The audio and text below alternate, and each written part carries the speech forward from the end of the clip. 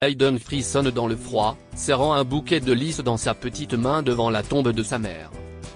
« Tu me manques, maman », a dit le petit garçon en sanglotant.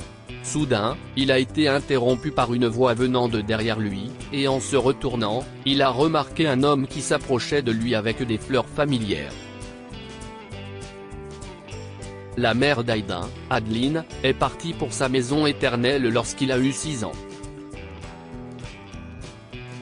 On lui a diagnostiqué un cancer en phase terminale, et elle n'a pas pu tenir plus de quelques mois. Hayden, qui avait 6 ans à l'époque, a eu le cœur brisé après le départ d'Adeline. Mais Edward n'a jamais pleuré la perte de sa femme.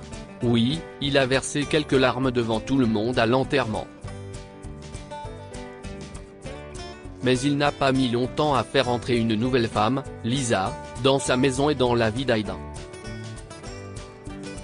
Au fil du temps, Hayden a remarqué que Lisa devenait un élément permanent de leur vie, et elle s'est rapidement installée dans leur maison.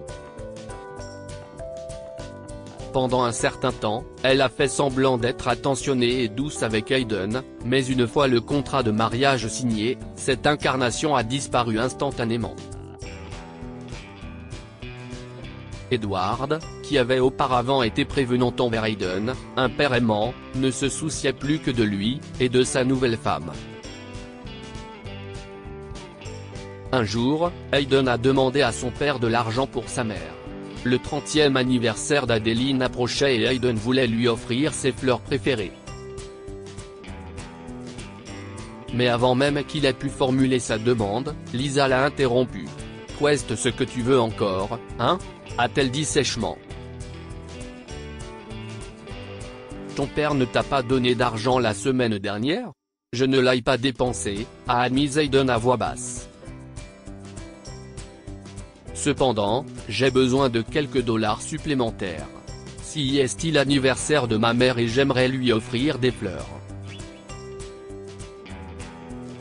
Lisa a levé les yeux au ciel. « Personne ici ne se soucie de ta mère morte, petit garçon. Alors tu ferais mieux d'arrêter de dilapider notre argent comme ça. Compris ? S'il te plaît, je t'en supplie, » a dit Hayden, combattant les larmes aux remarques cinglantes de Lisa. « Je ne demanderai plus d'argent. Si est pour maman. » En se tournant vers son père, il a ajouté, « Papa ? Je te le promets. » Mais malgré ses supplications, rien n'a changé. Lisa a raison, Hayden, a fait remarquer Edward. Je sais que ta mère te manque, mais gaspiller de l'argent comme ça n'est pas une bonne idée. De plus, tu sais que Lisa et moi travaillons dur pour nous assurer que tu ne manques de rien. Hayden, qui serrait une photo de sa mère souriant en tenant des lys blancs, est sorti de la maison en pleurant, et s'est arrêté devant un magasin de fleurs. « Je suis désolé, maman, » a-t-il sangloté en regardant par la fenêtre. « J'aimerais avoir l'âge de travailler. Je jure que je grandirai et que je t'achèterai beaucoup de lys. » La fleuriste a remarqué qu'Hayden pleurait et lui a demandé ce qui n'allait pas. Il lui a raconté son histoire, notamment qu'il voulait acheter des fleurs à sa mère, mais que tout ce qu'il avait, c'était 2 dollars. Mais c'était insuffisant, et le fleuriste ne pouvait pas l'aider. Dépité, le garçon s'est retourné pour quitter le magasin. Juste à ce moment-là, un homme a proposé de l'aider. « Donnez-lui tout ce qu'il veut », a-t-il dit au fleuriste. « Je vais payer pour lui. » Hayden s'est tourné vers l'homme et a presque fondu en larmes. « Merci beaucoup. Ma mère sera très heureuse aujourd'hui. Si est son anniversaire. » L'homme s'est agenouillé devant lui en souriant. « Eh bien, n'importe quelle mère serait heureuse d'avoir un fils comme toi. D'ailleurs, nos choix sont assez similaires. Moi aussi, j'allais acheter des lys. » Hayden a rapidement essuyé ses larmes. Tu l'achètes aussi pour ta mère ? L'homme rit de bon cœur devant l'innocence du garçon. Non, jeune homme, ce n'est pas pour ma mère. Si est pour quelqu'un de spécial. Je n'ai pas beaucoup de temps, sinon je vous aurais raconté toute l'histoire. Passe une excellente journée. Il a serré la main d'Aiden, a payé l'addition et est parti. Aiden a recueilli le bouquet dans ses petites mains, a marché joyeusement jusqu'à la tombe de sa mère, et s'est assis à côté d'elle. Il faisait un froid glacial, et le garçon s'était blotti dans une veste rouge, que sa mère lui avait achetée pour son dernier anniversaire. Il a placé le bouquet sur sa tombe et s'est assis là, en lui parlant. « J'espère que tu vas bien, maman », a-t-il dit. « Tu sais que j'ai eu une mauvaise journée aujourd'hui. J'aimerais que tu sois là pour que je puisse tout partager avec toi. Je suis triste que papa ne m'ait même pas donné d'argent pour tes fleurs. Mais tu sais, un homme gentil est venu et m'a aidé. Il est aussi gentil que toi, maman. » Les yeux d'Aiden se sont remplis de larmes alors qu'il continuait. « Tu connais mon ami Alex, maman ?» a-t-il demandé, la voix tremblante. Chaque fois qu'il est triste, il va voir sa mère et lui en parle. J'aimerais pouvoir faire la même chose. S'il te plaît, reviens, maman. Je te promets que je ne te dérangerai pas. Tu me manques vraiment. Il a fondu en larmes. Mais juste à ce moment-là, il a entendu une voix derrière lui. Je suis sûr que tu lui manques aussi, a-t-elle dit. Lorsqu'il se retourna, il vit l'homme qu'il avait aidé chez le fleuriste s'approcher de lui. Oh, si est-toi. Vous êtes le fils d'Adeline ? A demandé l'homme. Aiden essuya ses larmes et hocha sa petite tête. Mais comment connais-tu ma mère ? A-t-il demandé avec curiosité. Ta mère et moi étions les meilleurs amis du monde, mais il s'est passé quelque chose il y a quelques années, et nous n'avons plus pu nous revoir, a répondu l'homme. Au fait, comment t'appelles-tu ? Je m'appelle Aiden, a-t-il dit en souriant. Tu ne veux pas me dire comment tu t'appelles ? J'aimerais parler de toi à maman. Je m'appelle William, Aiden, a dit William en riant de l'innocence d'Aiden. Cependant, tu peux m'appeler Will. D'accord, je t'appellerai oncle Will, a dit Aiden. Je racontais justement à maman comment tu m'as aidé aujourd'hui. Je suis heureux que tu sois venu. Alors on va la saluer ensemble ?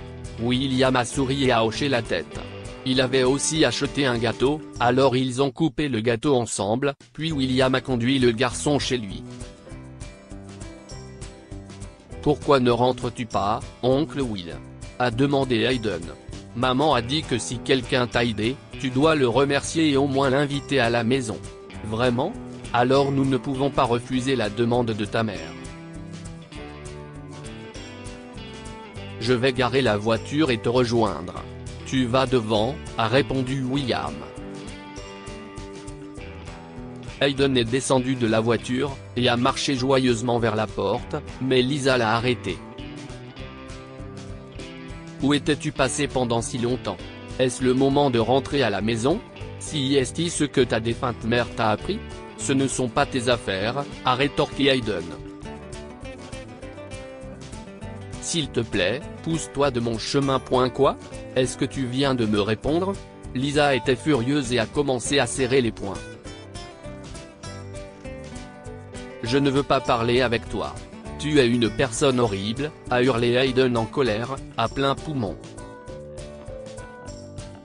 Lisa a perdu son sang-froid et était sur le point de lever la main sur lui, lorsque William est intervenu.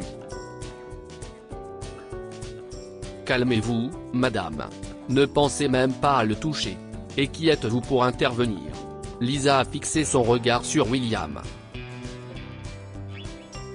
Si est mon fils, et je suis libre de faire ce que je veux de lui. Ce n'est pas votre fils. Si est mon fils, a crié William. Entendant sa voix, Edward s'est précipité dehors. Que diable faites-vous ici? Et comment osez-vous prétendre qu'Aiden est votre fils? Alors tu veux que j'appelle les flics et que j'organise un test ADN?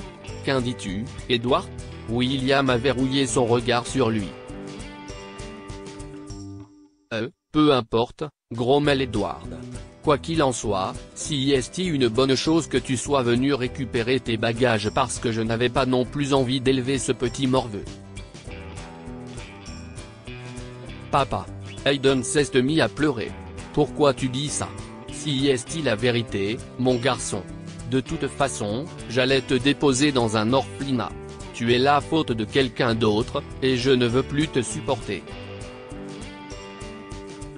William a pris Aiden avec lui, et quand le garçon a cessé de pleurer, il lui a raconté toute l'histoire. Il s'est avéré que William et Adeline étaient follement amoureux et voulaient fonder une famille ensemble. Cependant, William a eu un terrible accident de voiture quelques mois après qu'Adeline soit tombée enceinte.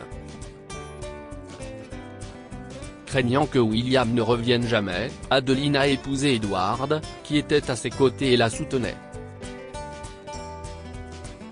Lorsque William s'est rétabli et est revenu pour la retrouver, il était déjà trop tard. Je ne te forcerai pas à rester avec moi, Aiden, a terminé William, mais j'ai toujours su que tu étais mon fils. Ta mère m'en avait parlé lors de notre première rencontre après son mariage. Je t'ai même envoyé des lettres chaque année, mais je crois qu'Edward ne te les a jamais remises. Je pensais qu'il devait être un bon père pour toi car si est ce que m'avait dit Adeline. Mais je pense qu'il faisait juste semblant devant elle. Je suis désolé si tu as été blessé par la façon dont j'ai agi aujourd'hui, mais je ne pouvais vraiment pas supporter de te voir comme ça. Aiden est resté silencieux pendant un moment, puis il a pris William dans ses bras. Je sais que maman aurait fait la même chose si elle était là. Je veux rester avec toi, papa. Je ne veux pas y retourner. William lui a rendu son étreinte et n'a pu s'empêcher de pleurer en voyant son fils s'adresser à lui en tant que père pour la première fois. Que pouvons-nous apprendre de cette histoire? Il y a une raison derrière chaque personne que nous rencontrons. Aiden a rencontré William chez le fleuriste parce qu'il était destiné à rencontrer son père biologique. Parfois, il faut laisser partir la personne que l'on aime pour son bonheur. Adeline était heureuse dans sa vie de couple, alors William l'a laissée partir. Cette histoire est inspirée de la vie quotidienne de nos lecteurs et rédigée par un écrivain professionnel. Toute ressemblance avec de véritables noms ou lieux est une pure coïncidence. Toutes les images sont utilisées uniquement à des fins d'illustration. Partagez votre histoire avec nous. Elle changera peut-être la vie de quelqu'un. Si vous souhaitez partager votre histoire, envoyez-nous un mail à info@amomama. Découvrez maintenant l'histoire étonnante de cet homme qui a permis à sa femme d'entendre le cœur de son fils décédé. Abonnez-vous à Amomama sur Google News.